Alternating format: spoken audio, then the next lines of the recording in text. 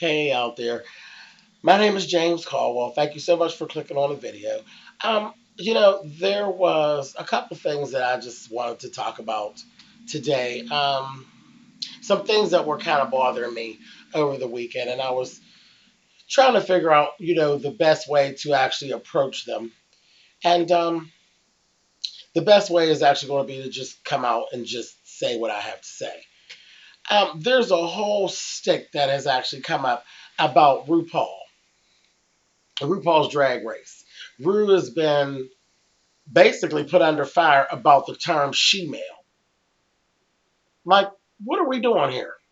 And it's not from the heterosexual community, it's our own community. It's the LGBT. They community. It's all of a sudden she-male is such a term that's such a problem and they want it removed. So Logo has decided to actually they've pulled one episode that was going to be coming up, and also he's not allowed to use the term she-male anymore. Are you fucking serious? What is that all about? I mean, RuPaul has done nothing to no one. Period. I've never heard of Ru attacking. I've never heard of Ru shading. I've never heard of Ru doing anything other than being rude. Now, if that's wrong, then what the hell? He is preaching that everybody say love, and that's all I've ever heard of that child doing is everybody say love. I've never heard of her backbiting or anything. All those things that queens do. Never heard of him doing that. So why are we targeting Ru? Ru has made a career of taking those words that were offensive back in the day, because she-male, that's like seriously like back to like circus times when they would be in the circus, and it was offensive years ago. But he's taking the sting away. That's what he does. He takes terms and he takes the sting away. If we take the power back for the word, then it can't hurt you. Boop, you got she-male. That's cute as hell. I've always thought that was cute. I've always thought that was one of the cuter things that he did on the show. Now all of a sudden it's such a problem. I just don't get it. I don't get it. I've said this before. I literally wrote a book last year, and the book is called Boys Like Me. It's my memoir. It tells all about my personal struggle with my family and acceptance and all of that stuff. And I wrote it because I figured there was somebody who was going through the same thing that might could get something from it. And then there's other things in there that are about like the fact that why are we so mean to each other? Why are we always there? I figured out very early on, there is nothing that a heterosexual person can do to me, yet verbally, that someone homosexual hasn't already tried to do. We are our own worst enemies. We can be so mean to each other. The whole community is so goddamn cliquish till it's just ridiculous. When I literally came into the community, I thought it was just ridiculous. I said, oh my God, I thought this was my escape. I've always been embraced more so by the heterosexual community. I do drag. I am a female impersonator. It's a total breakdown. When you're a female impersonator, it's like you have the plague. Like there's something wrong with you. Though, whenever there's something that needs done, whenever there's money that needs raised, the drag queens are the first people that they go to. But we're not respected in the community at all. At all. Ridiculous. Now, and like I said, I've seen that. I was very bothered by it. Again, it took me right back to my book, and it is available at Amazon.com. Like I said, it's called Boys Like Me, James Caldwell, last name is Cowell. It's crazy. I talk about that book, how my family pretend to be so accepting, but they really weren't. That was smoke and mirrors. That was smoke and mirrors for people on the outside. But I got the same thing when I got to the gay community. Same thing. My gay mother. Now, I have gay children, and I was part of the ballroom scene and all that, and I took it very seriously. I was very nice with my children. I took that title very seriously, and I still do. When those children needed things, I tried to provide. I did all that I was supposed to do for the younger gay folks coming up, and I find, you know, a responsibility to share things that I know and share, my learnings and things like that, put it into the atmosphere. But I didn't really get that when I came out. That's not what I received, you know. And it fell into. I had a lot of broken friendships within my family and people that I met coming up who were friends and that kind of thing. A lot of broken relationships, and then I went right into the gay life. Same old broken relationships. My gay mother. Your gay mother is supposed to be your escape. She is the mother when, you know, that can relate to you more than your birth mother. Well, I didn't get that. Me and my gay mother, we're friends and everything like that, but I didn't get that. My gay mother doesn't treat me that way. You know, there's some underlying craziness that's actually there. You know, a little shadiness. You know, I was from one side of town. She had other children from another side of town. So when I would come over, sometimes I would feel like it was me and then them.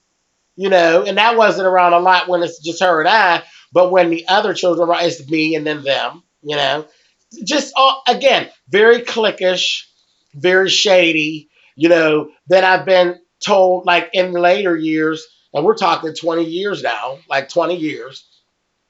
In the later years, basically, you know how a person will talk over you and basically think that you aren't catching exactly what they're saying. Well, you didn't really care for me. As a group of people, you didn't really care for me when y'all first met me. Like you had to learn to care for me. You didn't have to learn to care for me. Fuck you. You know? It was crazy. The thing is, I've always had a problem with why people wanted to be friends with me. And I needed to be aware of that. Once I got over there and I was trying to join the house and all of that stuff, you know, oh, he can sew. Oh, he can do hair. See, there was a purpose for me. But once you figured out you couldn't use me, then there was no need to be really genuine with me anymore. And I've dealt with that for years. I still like my gay mother. We're friends or whatever. But I see her for who she is, and I just pay no attention. You know, I don't do anything for her.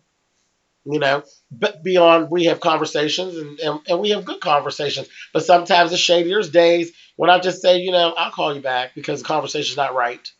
I have 5 books on the market. Nobody owes me anything. You know, that's my hustle. I hustle. That's my hustle.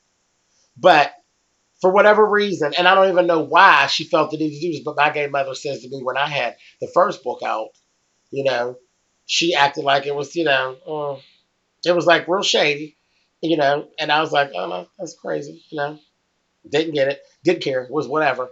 By the time I had like 3 books out, she made the statement one day, no, I don't have one of your books and I don't intend to have one of your books. I don't know where that even came from. I didn't get it. It wasn't about me trying to hustle you for anything because, you would give your gay mother the book. You know what I mean? You would give her a copy of the book. I had books to give to her. But her attitude was so funky about the whole situation, and you didn't seem very happy for me, that I never gave her one. And then she made that statement. This is what I walked into. And that's just an example of what I walked into with the LGBT community. I have 9 titles in my city. 9. It means absolutely nothing. It's ridiculous. 9 titles. I've won every city title that there actually is. And there's no more girls in the city of Pittsburgh that can actually say that I've won them all. There's a couple other pages that are, side pages that don't have anything to do with anything. They're just side pages that are personal or whatever. I don't have those. But again, I am a 9-time title holder. It means absolutely nothing. Sharon Needles. Sharon Needles has won RuPaul's Drag Race. They don't even treat Sharon any better than that. This is what I'm kind of like seeing. Why are we so fucked up to each other? Sharon Needles won RuPaul's Drag Race. She was embraced by the heterosexual community in Pittsburgh, not the gays. Not the gays. They gave the bitch the key to the city. The mayor gave her the key to the city and named it Sharon Needles Day. The gay community, they act just like, oh, that's just Sharon. That's just Sharon. And sit around and talk about her. And then when she's around, all in her face. But they don't respect her any more than they ever did before, which is crazy. She put you on the map. That's what she did. She literally put us on the map. Pittsburgh has always been known to have booger queens. Yeah, I said it. They've been known to have booger queens. I wasn't one. There were only a few of us that weren't considered that way. But booger queens, that's what we were known as. Sharon has said all this shit while she was on the show. I'm glad she didn't act like everything was perfect at home. I had never even met Sharon. Like I said, I'm a 9-time title holder. Me and Sharon had never done business together. She wasn't even respected here. Clown drag. Club drag. All that bullshit. Then I met Sharon after she won. Sharon was just as nice. I sat at a table with her at a pageant. Just as nice as she could be. The bitch didn't know me either. I'm sitting around on every title they fucking got, and that bitch didn't know who I was either. There's no camaraderie. It's nothing but backbiting bitches. Everybody's trying to backbite. It's ridiculous. Smile on your face and talk bullshit. And I'm sure that happens other places too, but that's all I see. That's all I've ever seen. I've done more benefit shows for this, that thing, and the other. It got so bad. I basically don't even consider myself a part of the community. I really don't. Whenever I'm doing something, I go toward the straight folks. Because I don't give a fuck about performing in the bars. I don't give a fuck about that shit.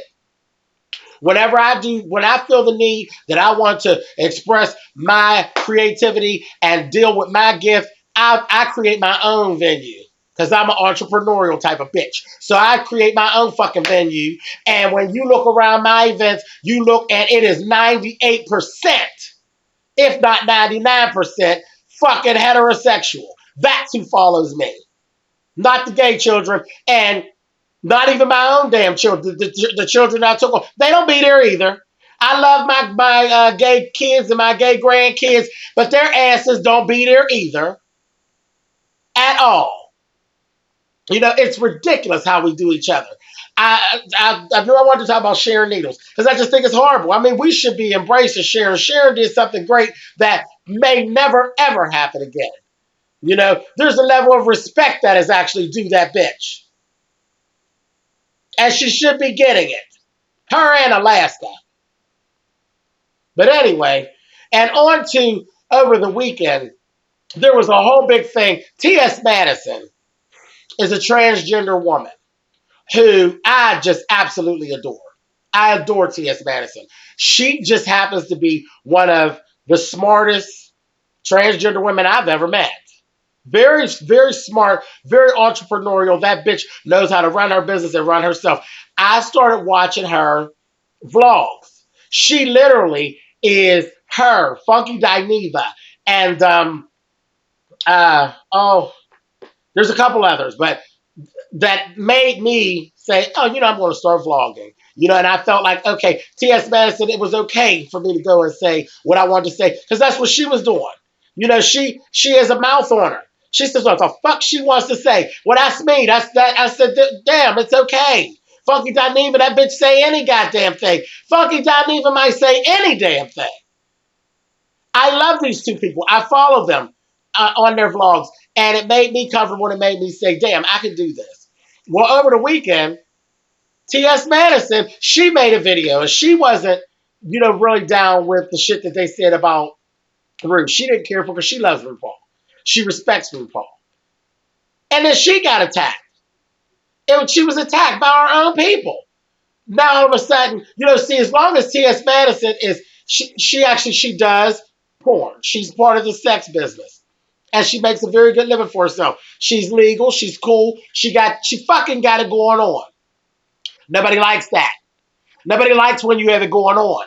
But as long as T.S. Madison is quiet and she agrees with the activists and the advocates and whatever those bitches say, then she's cool. But as soon as she doesn't agree, then we're going to go back to her past. Oh, well, we don't advocate for her, because she's part of the stereotype and this and all that. Now all of a sudden she's not valid. Where her opinion is an opposing opinion, then all of a sudden she's not valid. What the fuck is that? It was horrible. It was horrible. I did not care for it. I didn't care for it at all. I'm like, this is the shit that I'm talking about. I thought it was just me. I thought I was the only person that really felt that way about the community. It's horrible. I would love to feel a part of the community and want to do things for the community. But no, that's just not where I'm at. I could give a fuck. I really could. Walk in a parade. Bitch, I ain't walking in no motherfucking parade.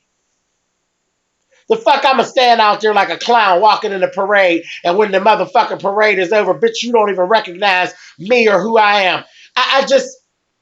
It's ridiculous. It's ridiculous. All that cliquishness and all that bullshit. I didn't have to come over to the LGBT community for that. I had all that bullshit at home. I had that at home. And I still stand on it until I see different, and I'm 42 years old. Till I see different, there's nothing that a heterosexual can do to me to hurt me as much as a goddamn person that is in my own community has done. Because the heterosexuals, child, they ain't even get into all that shit. Faggot and all that shit. Nobody give a fuck about that shit no more. And that was the whole point of RuPaul. He takes the sting away from those words. He makes songs about it. We dance to it. Sissy that walk and all that shit. We're doing all that. You calling me a sissy don't mean a motherfucking thing if I'm motherfucking dancing, bitch. What do I care? Sissy. Yes, I am. A big one. I'm a big sissy. I have been. I've always been. As a grown motherfucker, I've worn hair every length and color you could think of. Yes, I was a sissy. And what the fuck does it mean? Because it doesn't hurt me. By the time I was 10 years old, walked out of the house, I had already heard everything that could be said. Wasn't a motherfucking thing a person in the street could have said to hurt my feelings. Till I got to the gay community.